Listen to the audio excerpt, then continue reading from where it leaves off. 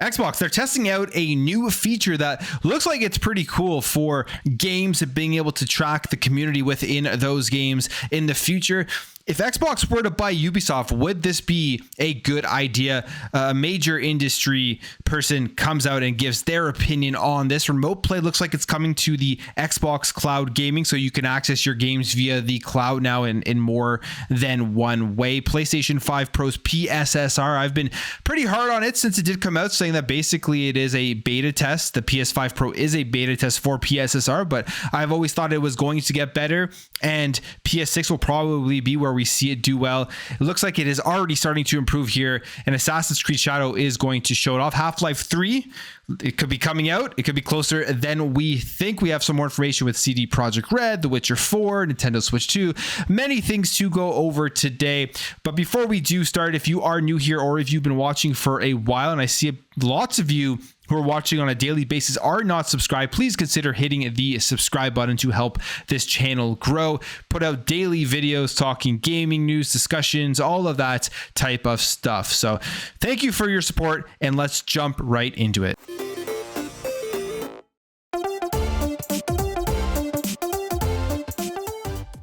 So Xbox is continuously rolling out features to improve your Xbox console experience, giving new stuff to jump into and try out. And one of the things they are testing out right now is the new Game Hub feature, which when you're launching a game, it'll give you a bunch of information about this game first, and just a bunch of things that you can go into and see before you play it and continue to join in with the community with the Xbox Game Hub. So here is the feature itself. Right now it's sent out just to random selection of Xbox insiders who have been given access to this new feature, but it is called Game Hubs, and it kicks in when players try to launch a game from either their recently played games or their library. And instead of the game booting automatically, players are instead first shown an information screen giving the player stats and news regarding the game. You can kind of see it here with WWE 2K25, where it loads up this screen here.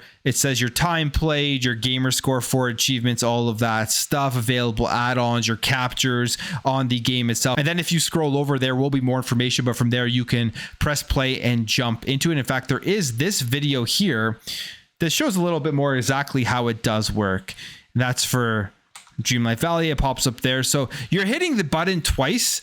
I wonder if this will be something people desire, because it is one extra button click. It isn't like a big deal or anything, but we've seen people freak out over things like the page ads that come up when you load your Xbox up when they launch their first party games, and to get out of that you literally just have to press B, and we've seen a lot of outrage about that on the social medias. And I feel like with a feature like this, some people will think it's pretty cool if you just kind of want to see where you are in the game before you jump into it. For example, like the time played and the progression. I always look at that. How long have I played this game? What achievements have I got, and all of that stuff. And when I'm in the middle of my games, I hit the Xbox button and I go through all of that. And if I can quickly see it just before I launch the game, it reminds me, maybe I won't go through it again once I'm in the middle of the game. But I can see people coming out here, some liking it, and a lot of people complaining about having to click another button, as well as seeing the available add-ons where you would make purchases for show up before you launch into the game, as this would be kind of a selling tactic for these publishers to try to get you to go in there and make microtransactions. We'll see. They're just testing it out. We'll see if they do bring it out, and just kind of what the reception is if this does launch as a feature to every Xbox console user in the future. Ubisoft is potentially going to be selling off a lot of their stuff, selling the company, selling off IPs. I know we've talked about Assassin's Creed Shadows here, and we have some more information on that, but in terms of how well this game is doing and how will this help Ubisoft, will it stop them from having to sell? I don't think so. I think even if this game is a massive success, they're still going to have to make moves here just because of everything that has happened, and they're going to have to do some sort of restructuring. We've heard information about Xbox potentially wanting to buy Ubisoft IPs because they have a ton of great IPs. This is going to be the saddest thing, I think, when all of this does happen with Ubisoft, if it does happen, is that they've been a staple in the gaming industry. They have great IPs. They can get back to prominence where every single game is received well, and that just everybody hating on Ubisoft story does start to go away.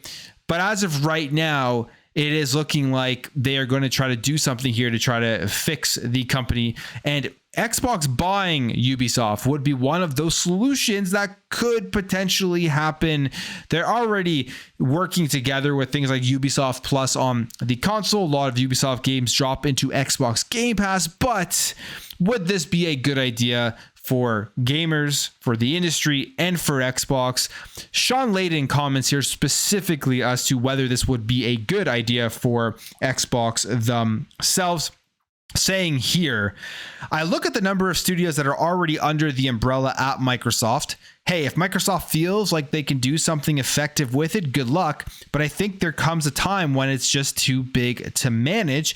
Also says here that the huge amount of development resources that they have, in my view, you have to focus your lens on that survivability and that success metric. And how do we make those studios stronger than strong? And if it fits whatever your hardware ambitions might still be, that's great, but not the other way around. So he doesn't think it would be a great idea if Xbox were to go out there and buy Ubisoft, just because they are so big and Xbox already is so massive. And I'm sure it is getting tougher and tougher to be able to manage all the stuff right now under the Xbox first party studios. With the IPs of the studios, you bring in Activision, Blizzard, you're adding in Bethesda on top of everything else that they do have. It is getting massive. They are a massive publisher. But could Xbox do it? If there is one company that probably could do it, it would be Xbox, because of just how much money they have and how much resources they have backing them. You've seen Satya Nadella really put the full force of Microsoft behind it. But would they be able to do it well, I think, is the bigger question. Or would you see some of these games and IPs suffer more so than they should? My biggest fear here with Ubisoft and selling off to a company even like Tencent, where I think wouldn't be a great idea for Ubisoft games and for fans of the company, is simply that we are going to see them not put out the same types of games that they were putting out. The IPs, although there are many that they haven't worked on in a while, like Splinter Cell, I think we would see even less of that if you sold it to a company like Tencent, who focus a lot on mobile gaming, focus a lot on the microtransaction sides of games. If you do look at their history, although Ubisoft does as well, I think it would just be different in the sense that it potentially would be worse for a staple in the gaming industry that has been here since the beginning with some of the most iconic IPs that they do have out there. I would say probably one of the best solutions to this would be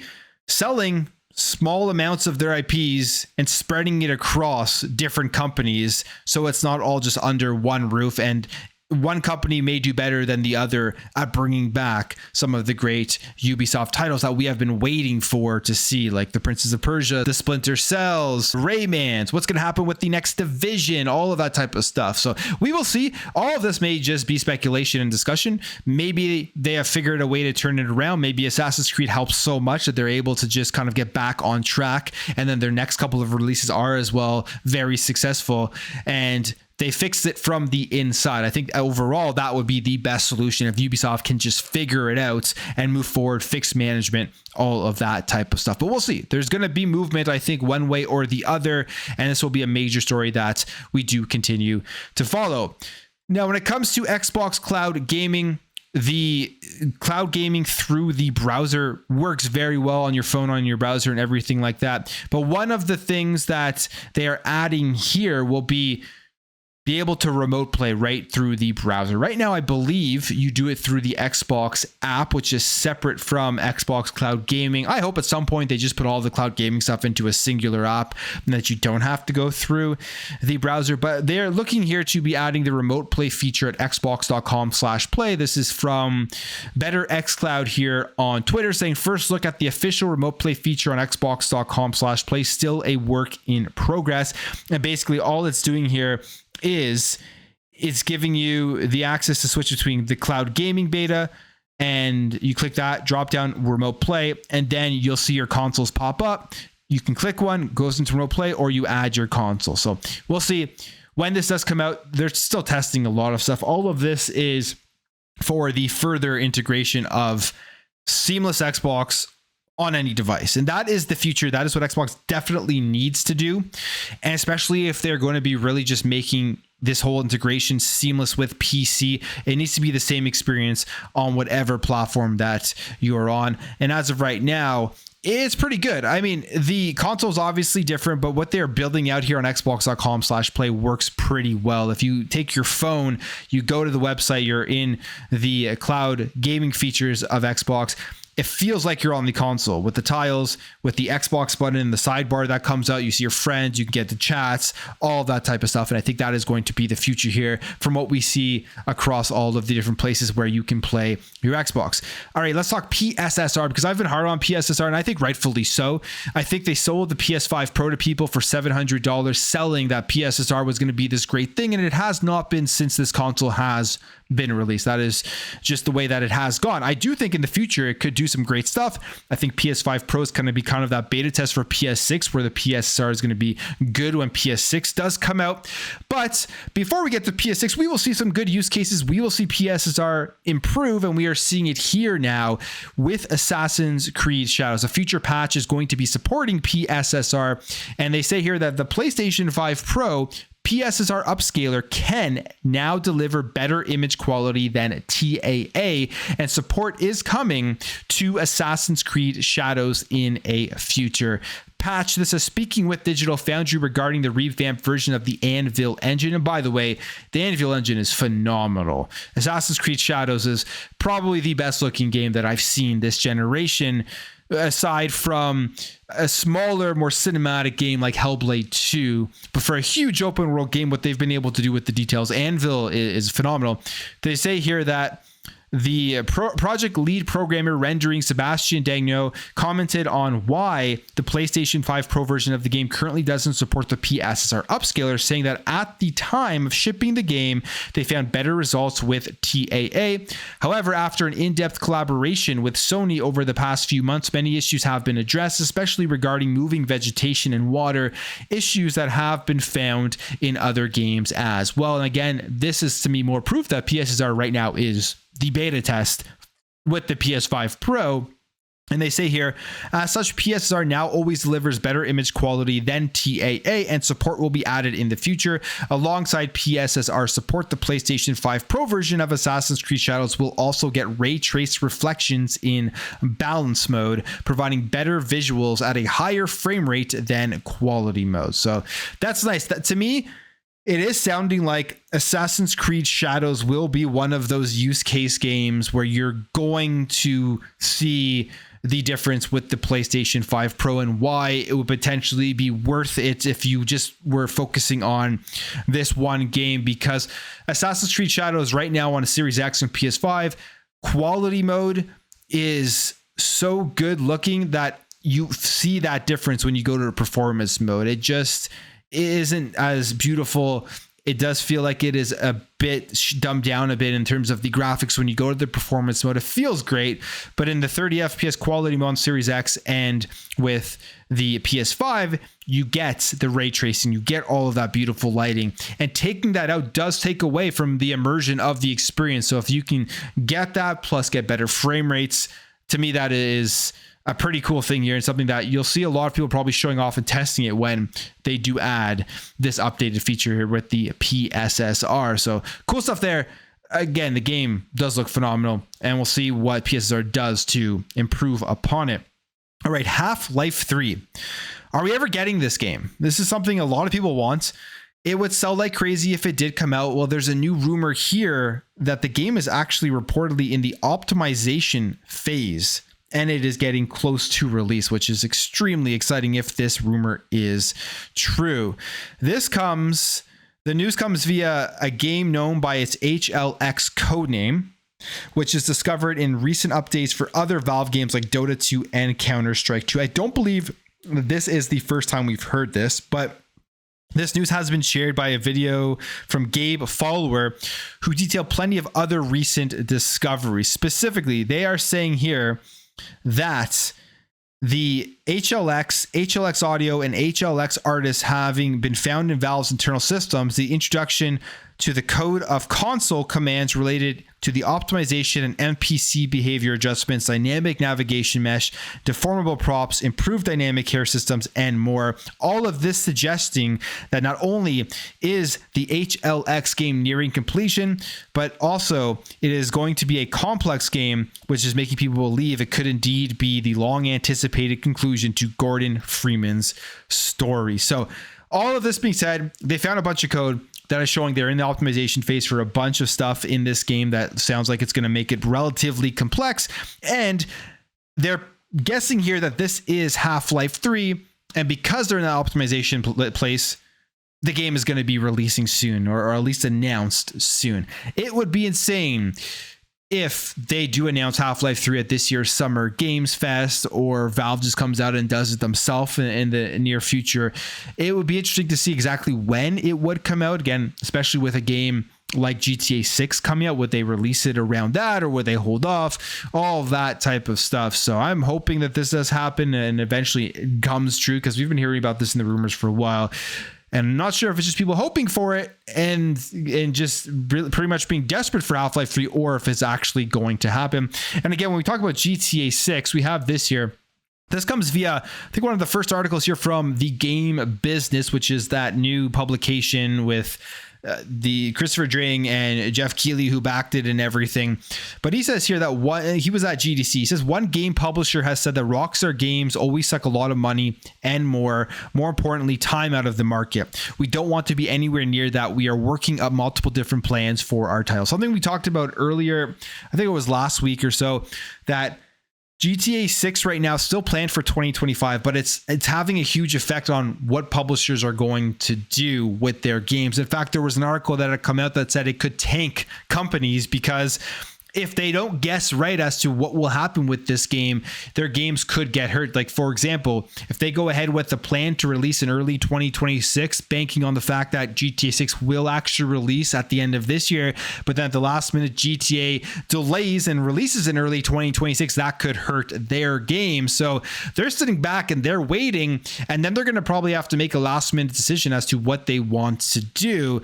Release it early to beat GTA 6's release time frame and have to do quick marketing, all that stuff, or just continue to wait, put more costs into the game, because the longer you wait to put it out, the more money it takes you have to make back on it and stuff. So it's a very weird predicament for a lot of these publishers here who look at GTA 6 as a game of a generation, a game that's going to take everyone's attention away from any other thing that is coming out.